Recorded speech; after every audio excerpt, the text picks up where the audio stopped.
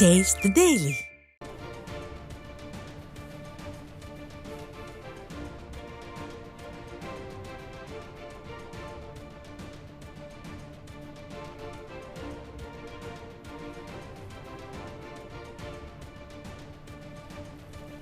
தற்போது கிடைத்துள்ள அண்மை செய்தியை பார்த்து கொண்டிருக்கிறோம்.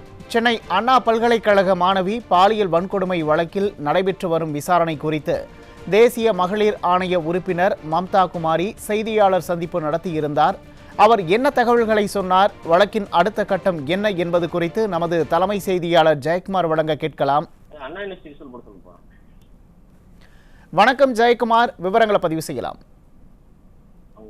கண்டிப்பாக உமேஷ், சென்னை அண்ணா பல்கலைக்கழகத்தில் 2ஆம் ஆண்டு பொறியியல் படிக்கக்கூடிய மாணவி பாலியல் பலாத்காரம் செய்யப்பட்ட சம்பவத்தில் திமுகவுடைய நிர்வாகியாக இருக்கக்கூடிய ஞானசேகரன் என்பவர் கைது செய்யப்பட்டிருக்கிறார். அவரோடு இன்னும் பலர் சம்பந்தப்பட்டிருப்பதாக கூறப்படுகிறது. அவர்கள் யார் என்பது குறித்து செய்தியாளர்களுக்கும் விளக்கமாக காவல்துறை அளிக்கப்படவில்லை. தேசிய மனித உரிமை ஆணைய உறுப்பினர்கள் 2 பேர் சென்னை வந்து நேற்று முழுவதுமாக அண்ணா பல்கலைக்கழகத்தில் இருக்கக்கூடிய முக்கிய பேராசிரியருடைய கருத்துக்களையும் அதே போல முக்கிய துறைகளில் இருக்கக்கூடிய முக்கியமான அதிகாரிகளை சந்தித்தும் கருத்து கேட்கப்பட்டது.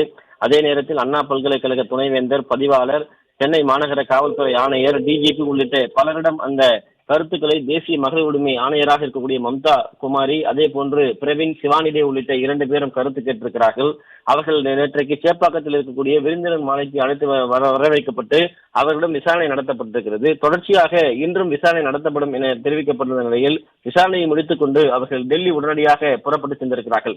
நேற்று முழுவதுமாக ஆளுநர் உட்பட பல்வேறு துறைகளைச் சார்ந்த அதிகாரிகள் அண்ணா பல்கலைக்கழகத்திலே பாலியல் வன்கொடுமை சம்பவம் செய்யப்பட்ட இடம், அதே போல சிசிடிவி கேமராக்கள், பாதுகாப்பு அம்சங்கள் அனைத்தையுமே அவர்கள் ஆய்வுக்கு உட்படுத்தியிருக்கிறார்கள். இது சம்பந்தமாக மத்திய அரசிடம் விளக்கமான ஒரு அறிக்கை சமர்ப்பிக்கப்படும் என்று தெரிவித்திருந்தார்கள். சென்னை விமான நிலையத்தில் செய்தியாளர்கள் பேசுகிற போது தேசிய மகளிர் உரிமை ஆணைய உறுப்பினர் மம்தா குமாரி பாதிக்கப்பட்ட பெண் அவருடைய குடும்பத்தை பார்த்து விசாரணை மேற்கொள்ளும் என்கிற மிகப்பெரிய ஒரு விஷயத்தை அவர் வெளியிட்டிருக்கிறார். குறிப்பாக பாலியல் ரீதியாக திமுக காமுகன் ஞானசேகரனால் துன்புறுத்தலுக்கு ஆளாக்கப்பட்ட அந்த பாதிக்கப்பட்ட பெண், அவருடைய குடும்பத்தைச் சேர்ந்த பெற்றோர் மற்றும் தாயார் ஆகியோருடன் விசாரணை நடத்தப்பட்டிருக்கிறது. அந்த விசாரணையுடைய பின்புலங்கள் எல்லாம் அவர்கள் சேகரித்திருக்கிறார்கள். அதை அறிக்கையாக சமர்ப்பிக்கப்படும் என்று தெரிவித்திருக்கிறார்கள். கண்டிப்பாக குற்றம் சாட்டப்பட்டிருக்கிற குற்றவாளிகள் யாரும் தப்ப முடியாது என்பதையும் இந்த அறிக்கையினுடைய பின்புலம் அதைத்தான் தெரிவிப்பதாகவும் அவர் தெரிவித்திருக்கிறார்.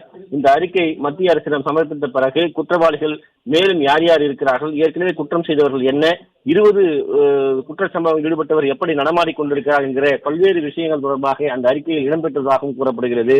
முழுமையாக இந்த அறிக்கை சமர்ப்பிக்கப்பட்ட பின் மேலும் இதனுடைய அதாவது தண்டனைகள், அதனுடைய நடவடிக்கைகள் தீவிரப்படுத்தப்படும் என எதிர்பார்க்கப்படுவது குறிப்பிடத்தக்கது. உமேஷ்,